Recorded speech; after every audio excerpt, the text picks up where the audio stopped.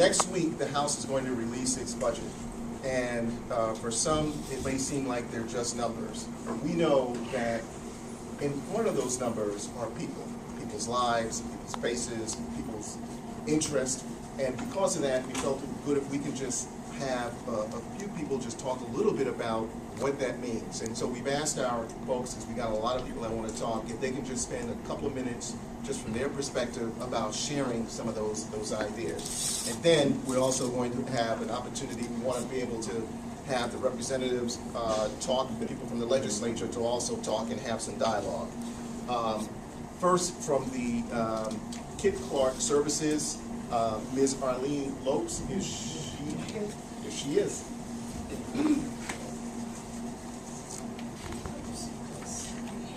Take your time, that's okay. Good morning. Good morning. I am president of the House Council at Kit Clark, and you are going to get a lesson in human service this morning. Okay. First, let me say that Kit Clark Senior Services has already experienced a $100,000 cut in state fundings last year to the Timothy Adult Daycare Health and Memory Loss Center. We also received a cut of $50,000 last year to the only day shelter for older adults in Boston, and that's the Cardinal Madeira Center. That's big business. Now for the great business, okay, and our concerns.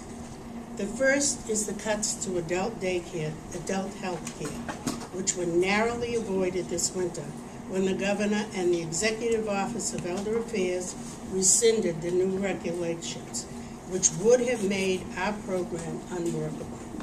These programs are an essential safety net for frail adult elders and enable their caregivers to continue in the workforce while their loved ones are cared for and they're safe, and the families don't have to worry about their family. Okay. We ask that the legislature support SB 735, an act relative to adult day health center, adult day health services, and to support the promulgation of new regulations which reflect community-based standards of care for this service. We are also concerned about a wait list, this is very interesting, for home care services, which has been adversely affected. It's affected hundreds of seniors across Massachusetts, and the failure to enact a salary reserve line item in last year's budget. Our hard-working healthcare aides went without a raise last year. Things are tough for everybody, but it may be a little tougher for them, okay? They're the people that go into the homes and help the seniors remain in their homes and not have to go to nursing homes, which I think is an expensive proposition for all of us. And seniors are not happy with it, okay? These people do shopping, personal laundry, meal preparation, you name it. And you need to understand, those of you that have older parents, and those of us here, we may be there someday. So let's get these things under control now, for us. Selfishly, okay? Okay, that's, you got it. Okay, now, Kit Clark, this is what Kit Clark does. Kit Clark Senior Services serves over 300,000 meals a year from its own commissary kitchen in Codman Square to over 1,300 older adults at 27 different meal sites through 550 meal deliveries a day to homebound seniors in one half of Boston through the Federal Elderly Nutrition Program. And for many of those seniors, who receive Meals on Wheels delivered to their homes. That's the only personal contact that they have in a day. Okay?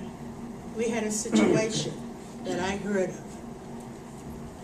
This person, Meals on Wheels driver, delivered the meals, talks to this guy every day.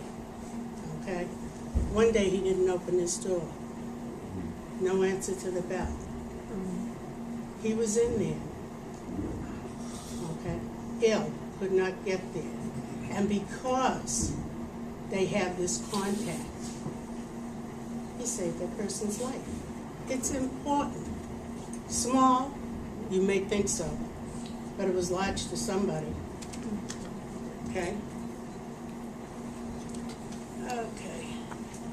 For many seniors, the nutrition center just told you that the governor's budget reduced the state elder meals program, a critical supporter of our nutrition program, a year or so ago, which added enormously to our nutrition program deficit. This fiscal year, the nutrition program was blessed with stimulus money. But next fiscal year, there's no guarantees. And if we don't get the money, Kid Clark will have an enormous nutrition program deficit that will have to be met. Who is it going to hurt? The people who receive the benefits. We'll have to decrease the meals.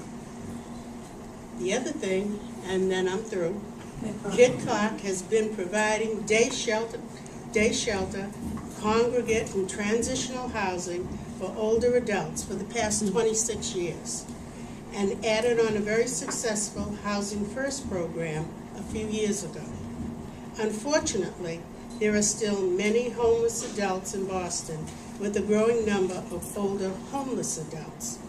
We ask that you preserve funding for line item 7040D102, homeless assistance for transitional housing programs, and the Medeiros Day Shelter, that you provide level funding for line item 9110-1660 for congregate housing programs to help homeless get housing. It's important.